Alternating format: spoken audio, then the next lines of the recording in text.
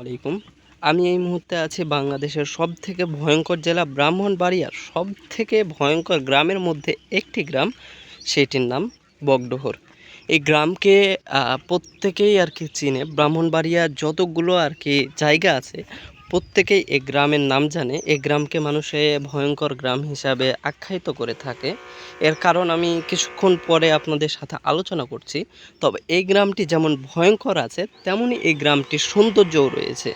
এই গ্রামটি প্রত্যেকটা রাউন্ড ঘুরে, অর্থাৎ এই গ্রামটিকে শুরু করে শেষ পর্যন্ত পুরো একটি নদী আছে, যাকে একটি দ্বীপও বলা যেতে পারে। এই কারণে এটি এই গ্রাম হিসাবে অনেক সুন্দর একটি গ্রাম।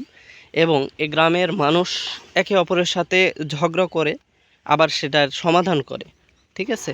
তারপরও দেখা গেছে আমার মধ্যে এবং আরেকজনের মধ্যে যদি ঝগড়া লাগে, এই গ্রামের মানুষ এতটাই সহজ সরল। আমার এবং আরেকজনের মধ্যে ঝগড়া লেগেছে এবং ওই আমার শত্রুকে অন্য কোনো গ্রামের মানুষ এসে মেরেছে, এ সময় দেখবে না যে সে আমার শত্রু। এই গ্রামের মানুষ দেখে সে আমার গ্রামের কিনা। এই গ্রামের মানুষ যখন দেখবে যে সে আমার গ্রামের, তখন সেই গ্রামের মানুষ একজোট হয়ে, একটা গ্রামবাসী হয়ে অন্য গ্রামবাসীকে তারা আর কি হটানোর চেষ্টা করে যে আমার গ্রামবাসীকে তুই মারবি কেন। তো বুঝতে পারছেন যে এখানকার মানুষের আসলে পরিস্থিতিটা কেমন।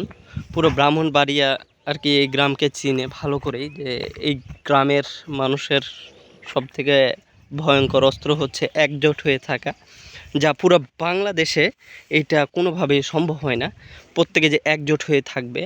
আমি যদি আপনাদেরকে কিছুটা দেখানোর চেষ্টা করি, আমি আছি একটি সাইডে বগডোহরের এলাকার। তো এই সাইডে আপনারা দেখতে পাচ্ছেন যে কতগুলো নদী রয়েছে, এবং এই নদীর মধ্যে যেগুলো কচুরিপানা আছে, এগুলো দেখা গেছে পরিষ্কার করার কার্যক্রম চলে। কোনো সময় দেখা গেছে গরুকে খাওয়ানোর জন্য এগুলোকে নিয়ে যায় মানুষে। তবে এখান থেকে শেষ পর্যন্ত দেখতে পাচ্ছেন এগুলো সম্পূর্ণটাই নদী, ঠিক আছে। এগুলো সম্পূর্ণটাই নদী।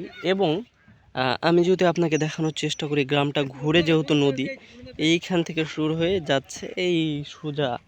এখন এত বড় নদী তো আপনাকে দেখানো সম্ভব না, তো তারপরও আর কি যতটুকু সম্ভব আপনাদেরকে দেখাইলাম। এবং এখানকার গাছপালার কথা বলা অসম্ভব আর সুন্দর। এখানকার যেগুলো গাছপালা আছে সেগুলো অনেক সুন্দর সুন্দর গাছ দেখতে পাচ্ছেন। এটি হচ্ছে বড়ই গাছ, এখানে আছে জাম গাছ, কিছুটা আম গাছ আর কি লাগানো আছে। তবে সেগুলো অন্যরকম আম গাছ। চাঁপাইনবাবগঞ্জ বা রাজশাহীর মতো আম গাছ এখানে নাই, আমি পুরো গ্রাম খুঁজে দেখেছি। এবং এখানে আছে জাম গাছ, কলা গাছ, কাঁঠাল গাছ, পেঁপে গাছ, এখানে প্রত্যেক রকমের গাছ আছে, যেগুলো আপনার সৌন্দর্যকে ফুটিয়ে উঠেছে এই গ্রামের।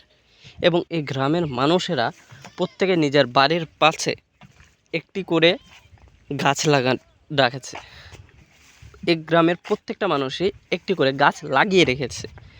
এই গ্রামের মানুষ মনে করে যদি আমার বাড়ির পাশে একটি গাছ থাকে, তাহলে সেই গাছ থেকে আমি ফল পেড়ে খেতে পারবো। অথচ আমরা যদি সেই হিসাবে দেখতে যাই, একটি বাড়ির পাশে যদি একটি গাছ থাকে, তাহলে সেই গাছের কারণে আমরা শ্বাস প্রশ্বাস নিতে খুব আরাম পাই।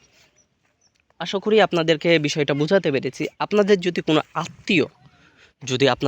আত্মীয় ব্রাহ্মণবাড়িয়া অথবা বগডোহরে থেকে থাকে, তাহলে আমি বলবো যে আপনি অবশ্যই একবার বগডোহরে আসুন এবং গ্রামটি ঘুরে দেখুন।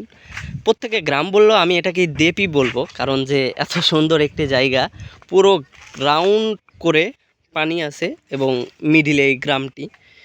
তো বুঝতে পারছেন, শুধু পানি না, অনেকে মনে করবেন যে পুকুর নালা, এরকম না, এটি সম্পূর্ণ একটি নদী, অনেক বড় নদী আর কি। প্রায় নদী পের হতে গেলে আপনার 2 কিলোমিটার মতো আর কি জায়গা আছে। তো বুঝতে পারছেন কত বড় নদী। এই নদীটা পের হয়ে তারপরে গ্রামটিতে আসতে হয়। গ্রামটির মানুষগুলো প্রত্যেকেই সহজ সরল হয়ে থাকে। আমি যদি আপনাকে দেখানোর চেষ্টা করি, এইখানে একটি মানুষ নৌকা নিয়ে আর কি বের হয়েছে। তিনি হয়তোবা মাছ মারবেন, এই প্রচেষ্টায় আর কি বের হয়েছেন। এবং আমি যদি আরেকটি মানুষকে দেখানোর চেষ্টা করি, এই যে এই সাইডে যে মানুষটিকে আপনারা দেখতে পাচ্ছেন নৌকাতে, এই মানুষটি চাচ্ছে যে এখানে জাল দিচ্ছে যাতে করে তার জালে মাছ ধরা পড়ে, ঠিক আছে। এবং এখানকার সবথেকে মজার বিষয় হচ্ছে কিছু কিছু গ্রামে বগডোহর সহ আর কয়েকটা গ্রামে বিলম্ব পাওয়া যায়। বিলম্ব নামে একটি ফল, সেই ফলটি অনেক সুস্বাদু এবং টক হয়। এই ফলের গাছ যে কোনো জেলাতে আপনি যদি লাগান, তারপরও এই জেলার যেই ফলটা আছে সেই স্বাদটা আপনি হয়তো বা কোনো জায়গায় পাবেন না। পুরো ব্রাহ্মণবাড়িয়াতে হয়তো বা পেতে পারেন, তবে অন্যান্য জেলাতে গিয়ে যদি আপনি এই গাছটি লাগান, তাহলে এই গাছটির যে স্বাদ আছে সেই স্বাদটি আপনার কোনো সময় পাবেন না। আশা করি আপনাকে বিষয়গুলো বোঝাতে পেরেছি।